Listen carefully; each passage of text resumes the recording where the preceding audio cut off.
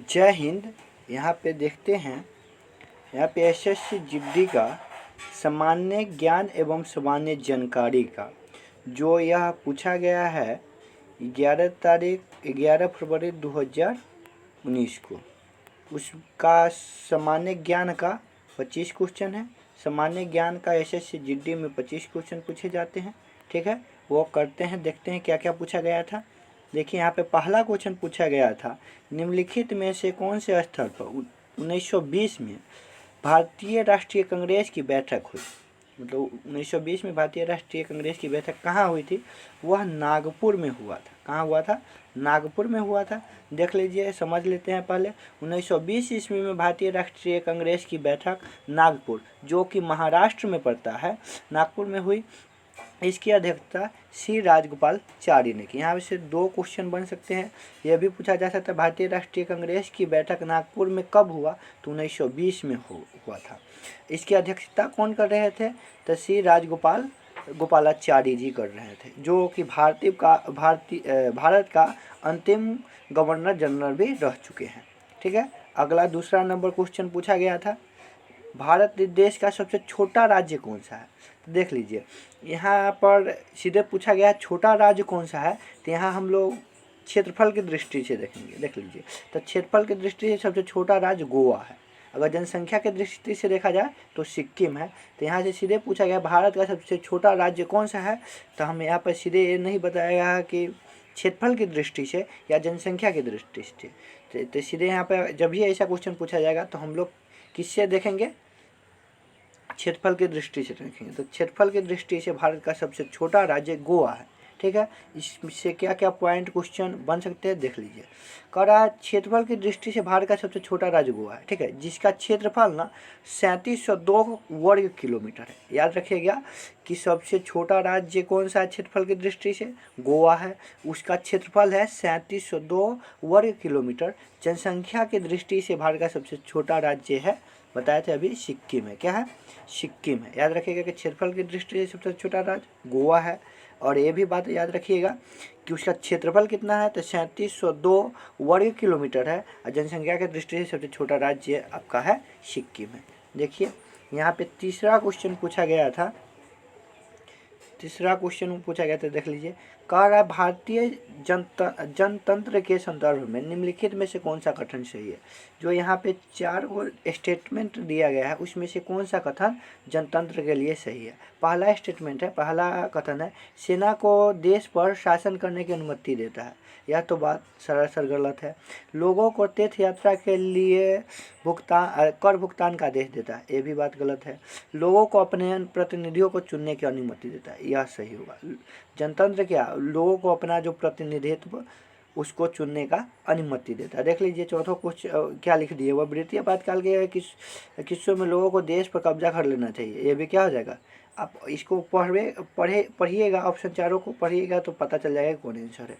तो क्या हो जाएगा? यह सी हो जाएगा तीसरा का। यहाँ पे देख लीजिए 4 नंबर क्वेश्चन है।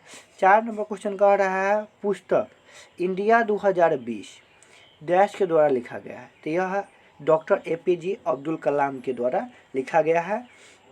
ठीक है, पुस्तक इंडिया 2020 भारत के पूर्व राष्ट्रपति, यह भारत के पूर्व राष्ट्रपति भी रह चुके हैं एवं भारत में मिसाइल औद्योगिकी के जनक डॉक्टर APJ कलाम द्वारा लिखी गई है। देख लीजिए, यह इंडिया 2020 जो डॉक्टर APJ अब्दुल कलाम के द्वारा लिखा गया है। यह पॉइंट याद रखिएगा कि वह पूर्व हमारे राष्ट्रपति भी रह चुके हैं भारत के, और भारत में मिसाइल औद्योगिकी का जनक भी इन्हें माना जाता है। भारत में मिसाइल औद्योगिकी का जनक भी माना जाता है डॉक्टर APJ अब्दुल कलाम को। तो याद रखिएगा, अगर पूछ दिया जाए कि मिसाइल औद्योगिकी के जनक किसे माना जाता है भारत में, तो डॉक्टर APJ अब्दुल कलाम को। यहाँ पे देख लीजिए अगला क्वेश्चन है, जीन जैकस का प्रसिद्ध देश था। यह एक चिंतक थे। क्या थे? चिंतक थे। याद रखिएगा। 6 नंबर क्वेश्चन पूछा गया था। यहाँ पे देख लीजिए, देश को लाइट ऑफ एशिया या एशिया की ज्योति के रूप में भी जाना जाता है। वह गौतम बुद्ध को ना लाइट ऑफ एशिया या हिंदी में बोले तो एशिया की ज्योति के नाम से भी जाना जाता है। याद रखिएगा कि लाइट ऑफ एशिया किन्हें कहा जाता है, मतलब किन्हें जाना जाता है, तो गौतम बुद्ध को, और एशिया की ज्योति किन्हें बोलते हैं, वो इसी को हिंदी में है तो गौतम बुद्ध को। देख लीजिए इससे क्या क्या पॉइंट बन सकते हैं आने वाले क्वेश्चन में। गौतम बुद्ध को एशिया की ज्योति या लाइट ऑफ एशिया के रूप में भी जाना जाता है। इन्हें बौद्ध धर्म का प्रवर्तक कहते हैं। तो एक होता है क्वेश्चन, आप ये जान गए कि लाइट ऑफ एशिया या एशिया की ज्योति किन्हें कहा जाता है, तो गौतम बुद्ध को। याद रखिएगा कि बौद्ध धर्म का प्रवर्तक भी इन्हें कहा जाता है। क्या कहा जाता है? बौद्ध धर्म का प्रवर्तक भी गौतम बुद्ध को कहा जाता है। ये भी क्वेश्चन पूछा जा सकता है। देख लीजिए अगला, यहाँ पे 6 नंबर क्वेश्चन है। पत्तियों में मौजूदा हरा रंग किस नाम से जाना जाता है? जो पत्तियों में हरा रंग जिसके कारण होता है उसे किस नाम से जानते हैं? तो क्लोरोफिल के कारण होता है। किसके कारण होता है? पत्तियों का हरा रंग क्लोरोफिल वर्णक जो होता है उसके कारण पत्तियों का रंग हरा होता है। ठीक है, यहाँ पे इससे क्या क्या पॉइंट बन सकता है, क्या क्या हो सकता है क्वेश्चन देख लेते हैं। पत्तियों में मौजूद हरा रंग हरित लवक या क्लोरोफिल की उपस्थिति के कारण होता है। हरित लवक या क्लोरोफिल वही होता है, उसके कारण पत्तियाँ क्या दिखती है? हरा, मतलब हरा रंग होता है उसका। यहाँ पे 8 नंबर क्वेश्चन देख लीजिए। 8 नंबर क्वेश्चन कह रहा है तमिलनाडु के प्रख्यात शास्त्रीय नृत्य शैली कौन सी है? तमिलनाडु के जो प्रख्यात शास्त्रीय नृत्य शैली क्या है? तो वह है भरतनाट्यम है। क्या है? भरतनाट्यम है। ठीक, यहाँ पे 9 नंबर क्वेश्चन पूछा गया था। बेस्टिल जेल पर जनता के हमले ने कौन सी घटना को जन्म दिया था? जब बेस्टिल जेल पर जनता के द्वारा हमला हुआ था वह न फ्रांस में क्रांति के रूप दिया था। क्या उससे क्या जन्म हुआ था? फ्रांस की क्रांति का जन्म हुआ था। ठीक है, अगला क्वेश्चन देख लीजिए यह कब किया गया था? थोड़ा बेस्टिल वाला जेल से देखिए। बेस्टिल जेल पर जनता के हमले ने फ्रांस की क्रांति को जन्म दिया। ठीक है, फ्रांस की क्रांति 1789 ईस्वी में हुई थी। यहाँ से याद रखिए कि बेस्टिल जेल पर जब जनता के द्वारा हमला किया गया था तो वह फ्रांस की क्रांति का जन्म दिया था। ठीक है, यह कब हुआ था? तो 1789 ईस्वी में हुआ था। अब यहाँ पे देख लेते हैं नेक्स्ट क्वेश्चन। 10 नंबर क्वेश्चन कह रहा है नमक का रासायनिक नाम पूछ रहा है। रासायनिक नाम क्या होता है? तो जानते होइएगा सोडियम क्लोराइड होता है। क्या होता है? Sodium chloride. इसका रासायनिक सूत्र होता है यानी सीएल, सोडियम क्लोराइड। याद रखिएगा, साधारण नमक या नमक का रासायनिक नाम होता है सोडियम क्लोराइड, इसका रासायनिक सूत्र होता है NaCl। ठीक है, यहाँ पे 11 नंबर क्वेश्चन पूछा गया था। नॉमिनल जीडीपी के आधार पर भारत 2018 में विश्व की 10 सबसे बड़ी अर्थव्यवस्था थी। यह 7वीं सबसे बड़ी अर्थव्यवस्था थी 2018 के अनुसार। यहाँ पे देख लीजिए इससे क्या क्या क्वेश्चन बन सकते हैं।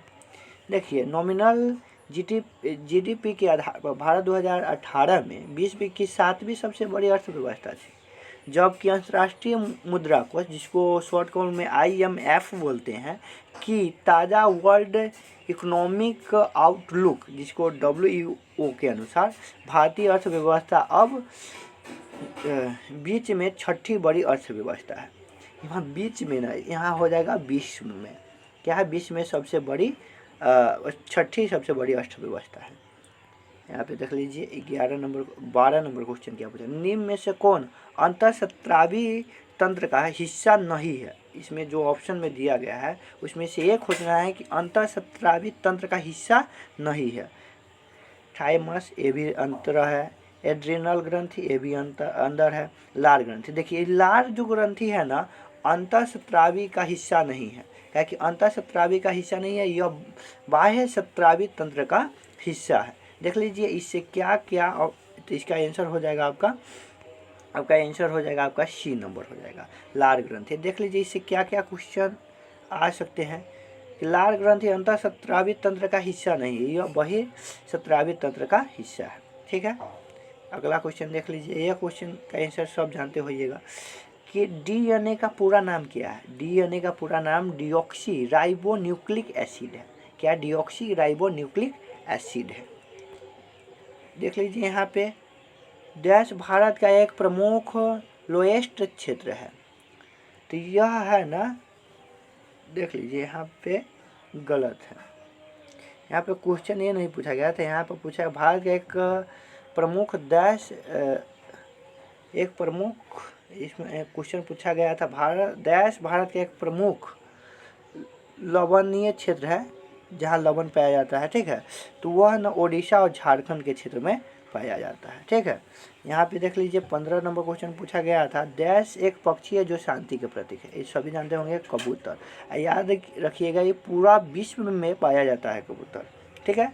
याद रखिएगा कि शांति का प्रतीक किस पक्षी को जाना जाता है, कबूतर को जाना जाता है, ठीक।